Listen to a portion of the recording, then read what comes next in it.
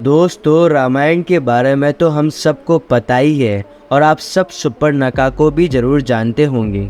पर क्या आपको पता है रामायण के बाद आखिर शूर्पणखा गई कहाँ? क्या सच में शूर्पणखा ने मक्का मदीना को बसाया है? क्या शूर्पणखा ही सभी मुस्लिमों की वंशज है? दोस्तों, आपको रामायण के बारे में तो सब पता ही होगा, कैसे राम जी ने रावण का वध करके माता सीता को उसके चंगुल से छुड़ा लिया। पर रावण के वध होने के बाद उसकी बहन शूर्पणखा गई कहाँ? क्या वो अब भी जिंदा है? तो इन सारे सवालों के जवाब आपको आज हमारी इस वीडियो में मिल जाएगा।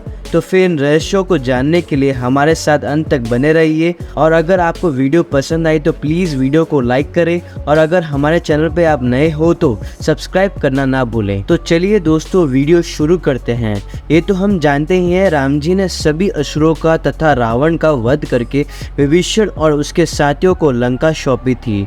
पर सवाल ये आता है कि शूर्पणखा का वध क्यों नहीं हुआ? रामायण की माने तो उनका सिर्फ नाक काटा गया था, पर इसके बाद वो गई तो गई कहाँ? इसका जिक्र तो रामायण में नहीं है। आप ये सब तो जानते ही हैं कि शूर्पणखा राम जी की तरफ आकर्षित होकर उनके पास जाती है और उनसे विवाह के प्रस्ताव रखती है। पर राम जी इस प्रस्ताव को स्वीकार करने से मना कर देते हैं, क्योंकि वो पहले से ही माता सीता से विवाह कर चुके हैं। ऐसे में राम जी ने लक्ष्मण की तरफ इशारा करके कहते हैं कि आप मेरे छोटे भाई से विवाह के लिए पूछ सकते हैं। उसी समय लक्ष्मण भी शूर्पणखा को मना कर देता है। इसके बाद शूर्पणखा माता सीता के ऊपर बहुत क्रोधित होकर उन्हें बहुत से कटु वचन बोलने के साथ साथ उन्हें मारने बढ़ती है। उतने में लक्ष्मण उन्हें बचाव के लिए शूर्पणखा का नाक काट देते हैं। इसके बाद शूर्पणखा अपने भ्राता रावण के पास जाकर उसे सारी घटना बताती है, जिसके बाद रावण अपनी चतुराई से सीता हरण करती है। पर इन सारे वाक्यों के बाद रामायण में एक बार भी शूर्पणखा का जिक्र नहीं किया गया।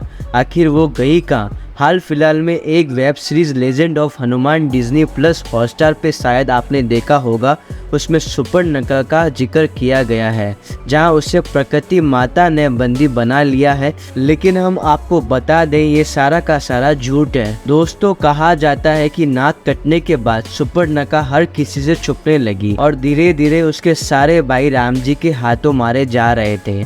ऐसे में वो असुर गुरु शुक्राचार्य के पास गई और उनके आश्रम में रहने लगी। शुक्राचार्य के राक्षसों का वंश समाप्त ना हो, इसके लिए उन्होंने भगवान शिव जी की आराधना की और उनकी तपस्या से महादेव संतुष्ट होकर उसे अपना शिवलिंग दे दिया और उन्हें कहा, अगर कोई भी वैष्णव यानी भगवान विष्णु का अवतार या कोई भी जो भगवान विष्णु को मानता है, अगर गलती से भी उसने इस शिवलिंग पे गंगा जल चढ़ा दिया तो राक्षसों का सर्वनाश हो जाएगा। इसीलिए शुक्राचार्य ने उस लिंग को हिंदुओं से दूर लाकर रेगिस्तान में स्थापित कर दिया। हाँ दोस्तों, आपने ठीक सुना। जैसे आज सब मक्का मदीना के नाम से जानते हैं, आपने बहुत से YouTube वीडियो में देखा होगा जिसमें कहा जाता है कि मक्केश्वर महादेव मंदिर जो पूर्व काल में बनाया गया था, वो दरअसल वही शिवलिंग है जो शिव जी ने शुक्राचार्य को दिया था और इसे बचाने का कार्य शूर्पणखा को दिया गया था। उस समय शूर्पणखा अपने चेहरे को ढक कर रखती थी। धीरे धीरे उसने कई सारे बच्चों को जन्म दिया। वही बच्चे आज भी इस परंपरा को निभा रहे हैं। जी हाँ दोस्तों, सारे मुस्लिम औरतें बुर्का पहनने के पीछे यही कारण है। दोस्तों, मक्का मदीना में जो मक्केश्वर महादेव का शिवलिंग रखा हुआ है, उसके बच्चों के लिए शूर्पणखा ने वहीं पर रहना शुरू किया था। वो इस समय मक्का मदीना में ही है, जहाँ पर हिंदुओं का जाना वर्जित है। साथ ही धीरे धीरे शूर्पणखा ने कई सारी परंपराओं का निर्माण किया, इसमें से एक था बुर्का पहनना, जो पहले वो सिर्फ और सिर्फ आँखों को दिखाती थी। इतिहास की माने और साथ ही साथ हमारे धर्म ग्रंथ की बात करें तो कहते हैं कि द्वापर युग में पासपर मेगा में बक्सस कैलेंडर में अब्राहिम धर्म के अनुयायी ही, और साथ ही इसीलिए शुक्रवार का विशेष महत्व दिया जाता है। दोस्तों, इस विषय पर आपका क्या मानना है? क्या जितने भी मुसलमान हैं वो शूर्पणखा की वंशज है?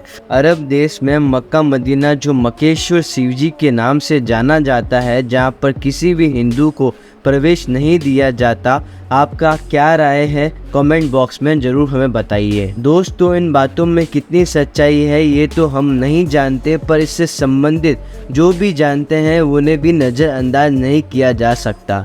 तो चलिए जानते हैं कुछ ऐसी बातें जो प्रमाण करती है मक्का में सचमुच शिवजी विराज करते हैं।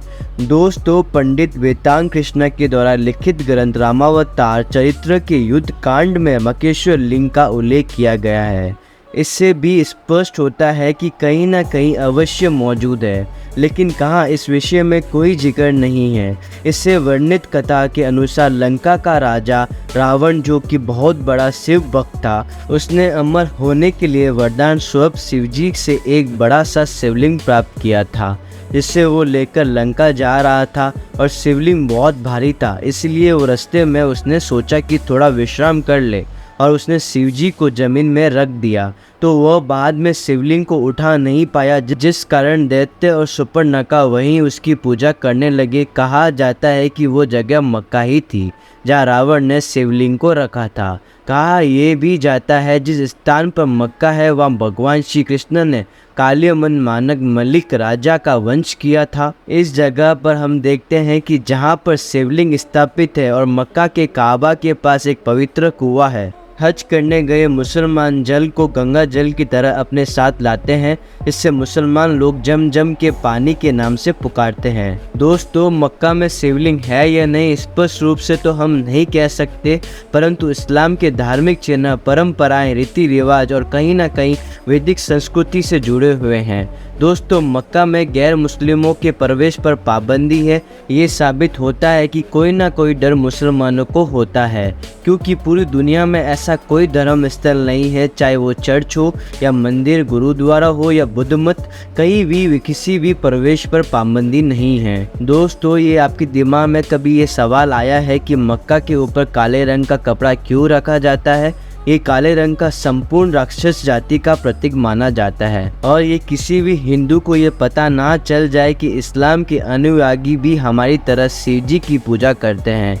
ये उनमें आस्था रखते हैं, इसीलिए काबा पर काले रंग से ढकने की परंपरा है। और इसका कारण ये भी माना जाता है कि इस्लाम की देवी रामायण काल से और उसके बाद में भी अपने मुंह को काले रंग के कपड़े से ढक कर रखती थी, और आज भी शूर्पणखा के वंश की महिलाएं काले रंग का बुर्का पहनती आ रही है।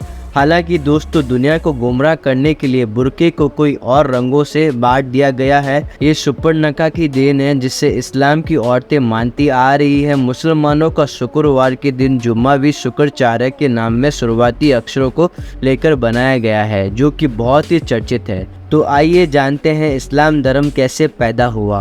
दोस्तों, असल में इस्लाम कोई धर्म नहीं है, ये तो मजहब है, और खुद मुसलमान भी अपने नाम के आगे धर्म लगाने का विरोध करते हैं।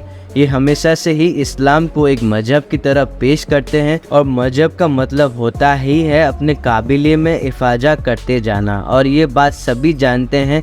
और खुद इस्लाम के अन्य धर्मों के साथ लड़ाई भी इसी बातों को लेकर होती है, क्योंकि इस्लाम के लोगों को लगता है कि संसार में बहुत ही कम मात्रा में जनसंख्या है, इसलिए हर वक्त अपने मजहब को बढ़ाने के बारे में सोचते रहते हैं।